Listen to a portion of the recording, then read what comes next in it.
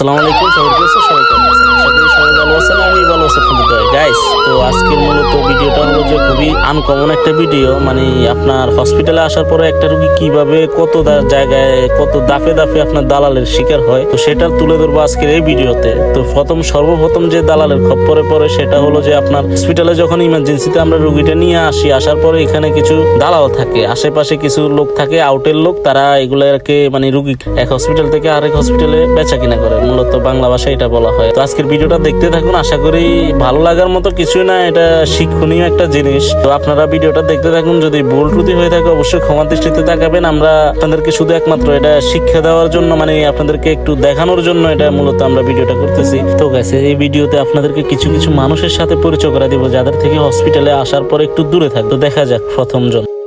রুগী তো একটা আইসে, দেখি কি করা যায়। আইসিইউ লাগে না সিসিইউ লাগে, দেখি। হসপিটালে আসার পর কিছু কিছু মানুষ থেকে একটু সাবধানে থাকবেন, বিশেষ করে এই ধরনের মানুষ থেকে।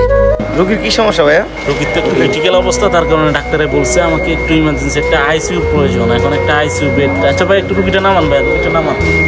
সরলতার সুযোগ নিয়ে তারা ব্যবসা করবে, এটাই হলো তাদের মূল ধান্দা। বর্তমানে সারা বাংলাদেশে এইভাবে দালালের খপ্পরে পড়ে আপনার সচরাচর অনেক হসপিটালে আপনার এইভাবে আপনার অজান্তে আপনার থেকে অনেক টাকা হাতিয়ে নেওয়া হবে। সেটা কি কারণে বা কেমনে নিচ্ছে সেটা আপনি বলতে পারবেন।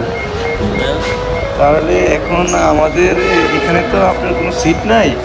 আমাদের এই প্রফেসরে বসে আমাদের একটা প্রাইভেট মেডিকেল আছে, ওইখানে আপনার আইসিইউ সিসিইউ সব ব্যবস্থা আছে। এখন ভাই আমার তো একটা ইমার্জেন্সি বা তাহলে আপনার আমাদের এখানে তো আইসিইউর কোনো ব্যবস্থা নাই, সিট বুকিং। আমাদের প্রাইভেট একটা মেডিকেল আছে, আমাদের প্রফেসররা ওইখানে বসে, আপনার ওইখানে খুব ভালো ট্রিটমেন্ট হবে। আইসিইউ সিসিইউ সব কিছু ব্যবস্থা আছে ভাই।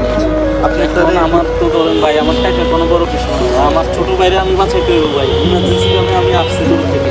এখন এখানে তো আমি আগে দেখতে হবে, দেখি কথা বলি। আচ্ছা ঠিক আছে, এখানে আমি পর্যন্ত আপনাকে হেল্প করিয়ে দিতে পারবো। আচ্ছা ভাই, ধন্যবাদ। যদি লাগে আমি কল বলবো। হ্যাঁ ভাই, দেখলেন, তাহলে আমি মেডিকেলে ফোন দিয়ে বলে দিচ্ছি ভাই আপনি একটু চাইলে ভালো হতো। আচ্ছা ঠিক আছে। প্রত্যেকটা হসপিটালে এভাবে আনাচে কানাচে এরকম লোক থাকে, সব হসপিটালে থাকে। তারা তাদের যে কন্ট্যাক্টের যে হসপিটাল, তো এই হসপিটালে মূলত তাদেরকে শিপমেন্ট করা হয়। মানে এখানে তার একটা মোটা অঙ্কের টাকা সে পায়, কিন্তু আপনি এই হসপিটালে যে চিকিৎসাটা পাইবেন, কিন্তু ওই হসপিটালও সেম চিকিৎসা পাইবেন, কিন্তু আপনার ওই হসপিটালে যাওয়ার ক্ষেত্রে আপনার দ্বিগুণ টাকা গুনতে হবে, যেটা আপনার যদি মধ্যবিত্ত ফ্যামিলির হন, এটা আপনার সাধ্যেরও বাহিরে। পার ডে আপনার 10 থেকে 15,000 টাকা প্রতিদিন আইসিইউর বিল আসবে। কই যাবেন আপনারা এখন? কোন হসপিটাল যাবো? আমরা এখন ইয়াতে যাবো, ধানমন্ডি। তো গাইস, আজকের মতো এখানে শেষ। তো ভিডিওটা কেউ সিরিয়াসলি নেবেন না। মূলত আপনার দালাল থেকে কিভাবে সচেতন থাকবেন, দালাল কিভাবে আপনার রোগীকে মৃত্যুর মুখে ঠেলে দিতে পারে, বা কিভাবে আপনার মোটা অঙ্কের টাকা আপনার থেকে হাতিয়ে নিতে পারে, সেটা নিয়ে আজকের ভিডিওটা। তো কেউ সিরিয়াসলি নেবেন না। ভিডিওটা আপনার বন্ধু বান্ধবের মাঝে শেয়ার করে দেখার সুযোগ করে দেন। আল্লাহ হাফেজ, আসসালামু আলাইকুম।